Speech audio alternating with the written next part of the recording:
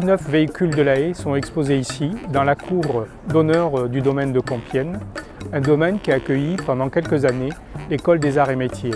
3 spécialistes nous parlent de cette histoire: Rodolphe Rapetti, conservateur du domaine, Patrick Lallet, vice-président du club de la Haye, et Michel Mignot, gazard émérite, spécialiste de l'histoire des gazards dans ce lieu. Alors l'idée d'exposer les de la Haye, qui immense marque française, disparue aujourd'hui malheureusement, parmi les plus belles voitures au monde, est née très naturellement parce que nous avons ici, au Palais de Compiègne, nous avons une voiture qui est un break de la Haye, ayant appartenu à la duchesse d'Uzès, et duchesse d'Uzès qui est la première femme à avoir obtenu son permis de conduire. Donc nous avons d'une certaine manière très naturelle invité le club de la Haye.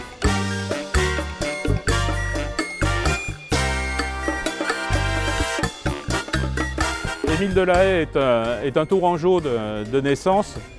Il a fait ses études donc à l'école d'arts et métiers d'Angers, où il est rentré major de sa promotion en 1859.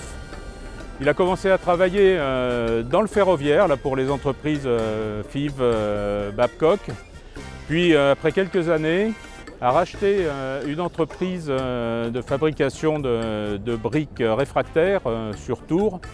Et rapidement, comme à l'époque l'automobile était en plein essor, les premiers pionniers donc, commençaient à faire leur tour de roue, il s'est lancé dans la construction de moteurs à pétrole et donc a sorti des premières automobiles vers 1894 avec des participations donc, à ce qui était des courses à l'époque où on traversait la France là, pour faire connaître ses productions.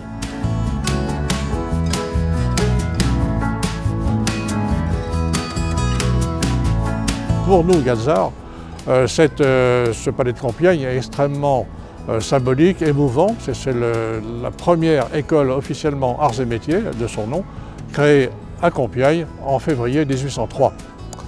Pour créer cette école, il a fallu, bon, il y avait les bâtiments certes, mais il n'y avait pas les ateliers. La spécificité de l'école des arts et métiers, c'est d'avoir des ateliers, des ajustages, de forges, de fonderies, de menuiseries, de tours en bois.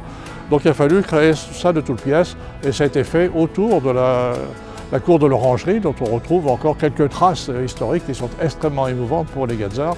Et ces ateliers ont fonctionné très rapidement en 1803 et les premiers, nos grands anciens, les premiers gazards ont travaillé dans ces ateliers qui ensuite ont été déplacés à l'école de Châlons. Cet événement est une première, mais il y aura à l'avenir dans la cour d'honneur de Compiègne, pour chaque journée européenne du patrimoine, chaque édition, nous mettrons à l'honneur une marque en faisant appel à un club.